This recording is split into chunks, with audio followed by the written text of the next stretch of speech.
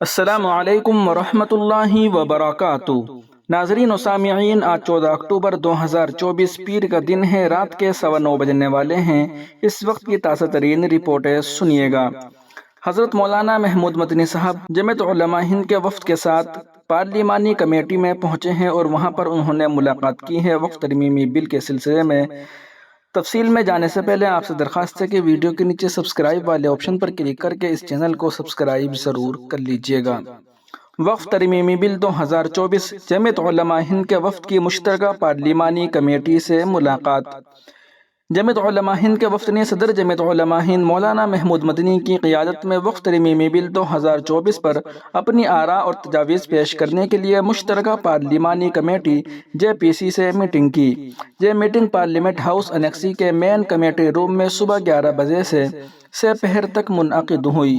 جمعیت کے وفد میں درج ذیل شخصیات شامل تھیں: مولانا محمود مدنی صدر جمعیت Ulama Hind, Rauf Rahim senior advocate Supreme Court of India, Akram Aljabbar Khan retired IRS افسر، مولانا حکیم الدین قاسمی جنرل سیکریٹری جمعیت علماء ہند، مولانا نیاز احمد فاروقی سیکریٹری جمعیت علماء ہند، اویس سلطان خان ایڈوائزر دفتر جمعیت علماء ہند۔ ملاقات کے دوران وفد نے وقف ایکٹ میں مجوزہ ترمیمات پر کئی اہم سفارشات پیش کی۔ اس موقع پر جمعیت کی طرف سے سپریم کورٹ کے سینئر ایڈوکیٹ رؤوف رحیم نے بل کے آئینی پہلوؤں کا تفصیلی جائزہ پیش کیا۔ جمعیت علماء ہند کی میٹنگ میں ماہرین نے شرکت کی۔ اس سے قبل 12 ستمبر کو جمعیت علماء ہند کے صدر مولانا محمود مدنی کی دعوت پر جمعیت کے مرکزی دفتر نئی دہلی میں وقف ترمیمی بل 2024 سے متعلق ایک اہم مشاورتی میٹنگ منعقد ہوئی تھی، جس میں مختلف ملی تنظیموں کے سربراہان، سیاسی و سماجی شخصیات اور قانونی ماہرین نے شرکت کی۔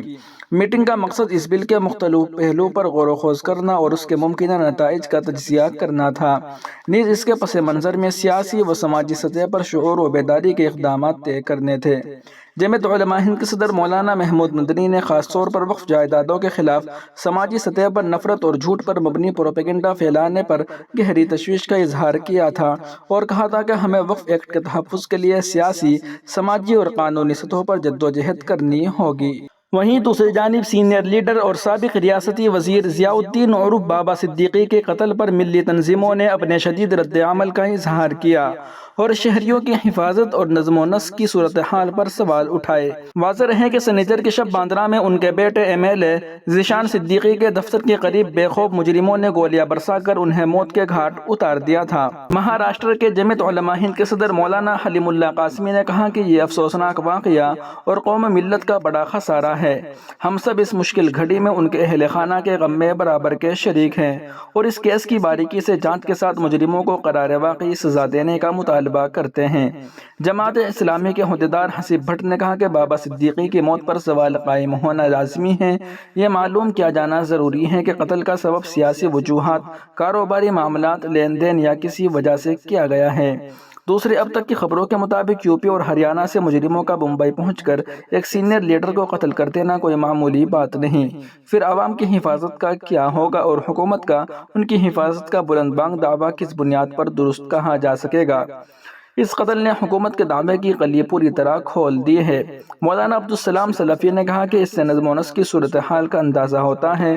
لوگوں کی جان و مال، عزت و آبرو کی حفاظت حکومت کی ذمہ داری ہے، مگر کیا ہو رہا ہے کسی سے مخفی نہیں۔ بابا صدیقی کی موت پر کئی سوال قائم ہوتے ہیں، ان کا جواب تلاش کرنے کے ساتھ آئندہ اس طرح کے دردناک واقعات کے تدارک کے لیے ٹھوس قدم اٹھانے کی ضرورت ہے۔ آل انڈیا علماء کونسل کے جنرل سیکریٹری مولانا محمود خان دریابادی نے افسوس کا اظہار کرتے ہوئے کہا کہ ضیاء الدین بابا صدیقی کئی مرتبہ MLA منتخب ہوئے، مہاراشٹر حکومت میں وزیر بھی رہے۔ بابا صدیقی کی یہ خصوصیت دیکھی کہ جب بھی انہیں کسی ملی، سماجی اور فلاحی کام کے لیے بلایا گیا، ہمیشہ حاضر ہوئے اور اس سلسلے میں انہوں نے کبھی دوسری پارٹی کے لیڈروں کے ساتھ بیٹھنے میں کوئی اعتراض نہیں کیا۔ ملت کے ارباب حل و عقد کی طرف سے ان کو جو کام سپرد کیا گیا انہوں نے پوری ذمہ داری کے ساتھ پورا کیا۔ خاص بات یہ بھی کہ ملی کام انہوں نے جو بھی کیے، مثلاً تبلیغی جماعت، پرسنل لا بورڈ اور جمعیت علماء وغیرہ کے عوامی اجلاس کے لیے تعاون کرنا، سرکار اور پولیس سے لاکھوں کے افراد کے جلسوں و اجتماعات کی جا اجازت دلوانا وغیرہ ایسے کاموں کا انہوں نے کبھی کوئی سیاسی فائدہ نہیں اٹھایا۔ یہ کام ان کے لیے ذخیر آخرت ثابت ہوں گے۔ جمعیت علماء مہاراشٹر کے صدر حافظ ندیم صدیقی نے کہا کہ بابا صدیقی کے قتل کی وجوہات کا پتہ لگانا ضروری ہے تاکہ سازش کا اندازہ ہو سکے۔ سابق ریاستی وزیر کے اس طرح قتل نے حکومت کے دعوے اور حقیقت کو واضح کر دیا ہے کہ ممبئی اور ریاست میں نظم و نسق کی صورتحال سے کوئی سمجھوتہ نہیں کیا جائے گا۔ موومنٹ فار ہیومن ویلفیئر کے سربراہ ڈاکٹر عظیم الدین نے کہا کہ ڈبل انجن کی سرکار میں یہ حالت انٹیلیجنس کا اس طرح فیل ہو جانا انتہائی تشویش کا باعث ہے۔ یہ اس لیے کہ اگر حکومت میں شامل سابق وزیر محفوظ نہیں تو پھر ریاست کے عوام کا تحفظ کیسے ممکن ہوگا؟ اس کے علاوہ مجرموں کی اس طرح بے خوفی سے ایسا لگتا ہے کہ ممبئی پھر غیر محفوظ ہو گئی ہے اور اس کی ذمہ دار حکومت ہے۔ اس کے علاوہ اس کیس کی تہہ میں جا کر باریکی سے تفتیش اور قتل کا سبب جاننا ضروری ہے تاکہ تدارک ہو سکے۔ بابا صدیقی قتل معاملے پر سابق ممبر آف پارلیمنٹ امتیاز جلیل نے پولیس اور سرکار پر اٹھائے سوال۔ ملزموں کا پوری طرح سے خاتمہ ضروری ورنہ یہ مہاراشٹر کے لیے بہت مہنگا ثابت ہوگا۔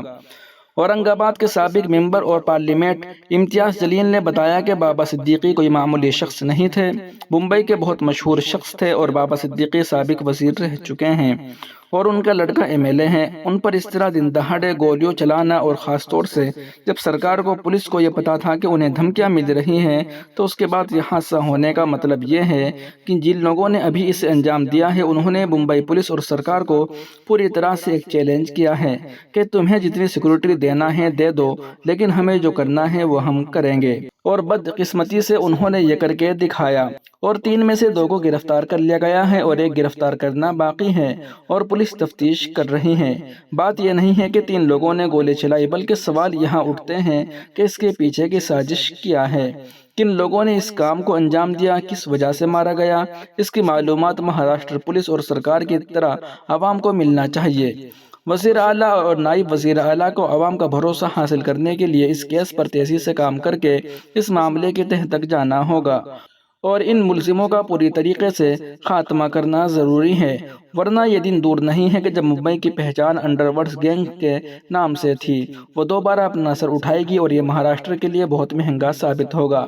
تمام نیوز چینل پر یہ خبر ہے کہ 15 دن پہلے بابا صدیقی کو جان سے مارنے کی دھمکی دی گئی تھی، تب انہیں وائی گریڈ سیکورٹی دی گئی تھی، لیکن یہ کوئی نہیں بتا رہا کہ جب انہیں گولی لگی تب کتنے پولیس اہلکار وہاں موجود تھے۔ سوال یہ اٹھتا ہے کہ ایک سرکار میں بیٹھے ہوئے شخص کی وائی گریڈ سیکورٹی میں قتل ہو سکتا ہے تو پھر عام لوگوں کی جان کی قیمت کیا ہوگی؟ ایک زمانہ تھا جب ممبئی پولیس فورس پوری دنیا میں مشہور تھی، لیکن ان افسران کا کہیں نہ کہیں ٹرانسفر کر دیا گیا اور اب ممبئی پولیس پر پوری طرح سے سیاست حاوی ہو چکی ہے۔ وہیں ان کے انتقال کی خبر سن کر بڑی بڑی شخصیات ان کے گھر پر پہنچی ہیں۔ مفتی انس صاحب اور ثنا خان بھی ان کے گھر پہنچی تھی۔